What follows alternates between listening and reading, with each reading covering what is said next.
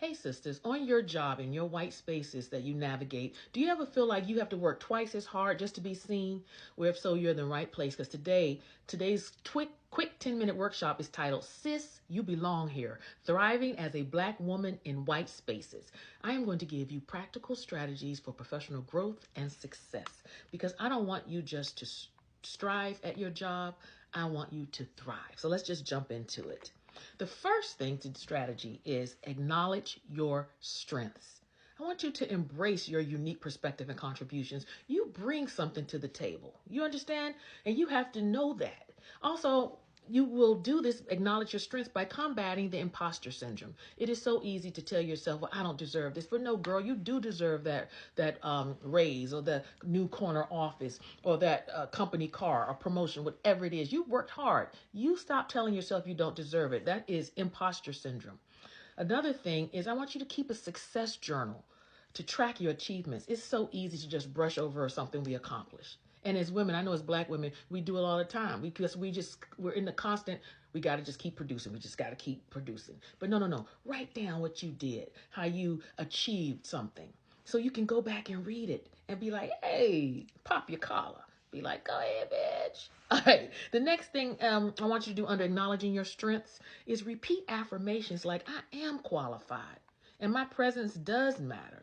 I am a world changer. Like, we have to speak. Life and death is in the power of the tongue, and we create and or destroy with our mouth. And so, no, sister, you are special. You deserve to be there, and goodness is your birthright. All right, let's move on. The second strategy to achieve in white spaces is build your network.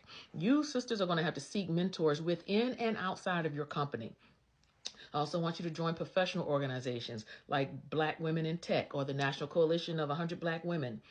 And also, I want you to attend networking events to grow your connections. The third strategy is to navigate microaggressions. Now, we know what microaggressions are. Those are those subtle little things that white people may say and or do and or imply. And I want you to be able to recognize and address the subtle discrimination. When you hear a white person say something and your microaggression antenna starts perking, you have to say, okay, I want you to use questions like, what did you mean by that? What are you saying? That challenges those stereotypes. Also, I want you to document incidents for human relations in case if escalation is necessary. So let's say Susie on the job has something slick to say that you've sensed, wait a minute, my microaggression antenna went do do do do do do do. After you ask her, well, what did you mean by that? I want you to document it, paper trail. Create a paper trail just in case you have to go to the higher ups. All right, and then also underneath navigating and microaggressions, I want you to stay calm but assertive during difficult conversations. Because the reality is, anytime we work in white spaces, there is always going to be at least that one person. And you have to be able to stay calm, but still stand up for yourself. All right. The fourth strategy is build your personal brand. I want you to establish yourself as a leader or expert in your field. One way to succeed, and I always talk about this, especially when I do corporate coaching, you need to be so good at what you do that your company will beg you to stay. You don't want to ever have to leave a job and they're like, oh, thank God Angela left. You want people after you leave to be like, oh, we miss you. Texting you, can you please come back? Or the best compliment you can always get, and I have gotten that so many times from companies or firms I've been with, after I leave, they're like, Angela, the door is always open. And many have invited me back to like company parties, and I'm not even working there anymore or with them. So that's the type of, when you build your brand as the expert, people know, hey, Angela knows what she's talking about in real estate. She is an amazing real estate broker, and she will help you, honey. You see? Next, underneath building your personal brand, speak up in meetings and take credit for your ideas. Don't sit there and be passive aggressive. I can't stand that. You're missing out. This fake modesty, stop doing it. I know some of you Black women, especially growing up in the church, you feel like you got to be so, well, no. In business, you got to speak up. The squeaky wheel gets the oil. If you don't let people know your accomplishments, I'm telling you, I always tell this to my husband, corporate training, everything. People don't know what you accomplished if you don't let them know. Stop assuming people know. They don't. Because the root, let me tell you, people are inherently self-centered and selfish. They are not going to seek out your qualifications, your achievements. All people, and if you get this in your mind, you will succeed in business every time. You have to explain things to people as if they don't know you. Never explain to someone as if you are assuming they know. Give them the details and the truth. And that is how you will succeed and stand out in building your brand in meetings. Be seen and be heard. Even if you're in a meeting and you don't even have a question and you're like, well, I haven't spoken. I've said nothing in this meeting. I know there's got to be an intelligent question or an idea or a thought or something you can bring up so you can be memorable in the minds of those around you and in those in leadership. Next thing is leverage LinkedIn to showcase achievements and network. The fifth strategy, I want you to advocate for yourself. Ensure fair compensation and recognition.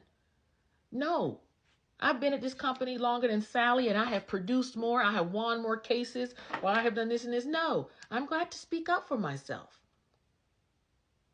Don't be afraid that they're going to label you the angry black woman. Remember, we're not walking in imposter syndrome, ladies. The second thing, as far as advocating for yourself, is prepare for performance reviews by documenting your contributions. Again, see, your boss is not there at your desk seeing every win. But if you can pull out documentation of the wins or the victories or the customer appreciations or when your clients write, oh, I loved Angela, she was such a help. All the different type of, what do you call that? Oh my God. Jesus, how am I drawing a blank? Reviews. Whenever you get reviews from your clients or people, keep that somewhere so that when it's performance review time, you can pull that out. Next is role play asking for raises or promotions confidently. So like with your network of friends and people around you, do that. Next thing I want you to do, sisters, set boundaries and prioritize your self-care. And that's one thing as black women, we do not prioritize enough.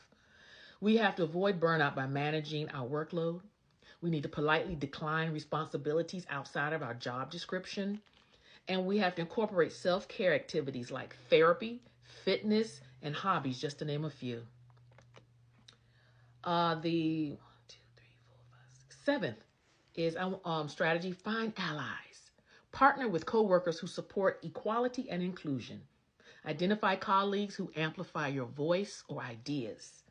And educate allies on how to advocate effectively.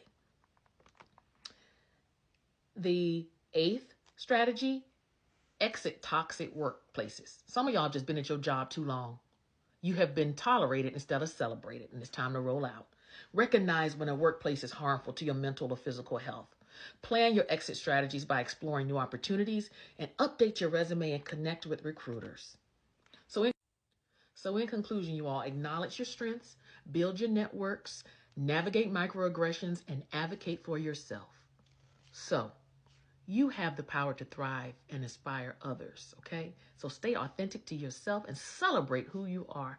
Ladies, thank you so much for joining me for this quick 10-minute workshop. And if this blesses you, please look, people always ask me, I don't have Cash App because they messed me up bad, when they had that breach. But you can go to Buy Me Coffee and you can sow into my life if I have helped sow into yours. All right. Thank you all so much. Be blessed. And also, we know that TikTok may be ending, so I'm also attaching my link on YouTube so you can follow me on YouTube, like, share, and subscribe. I love you all, and I hope to talk to you soon. Be blessed. Bye. Mwah.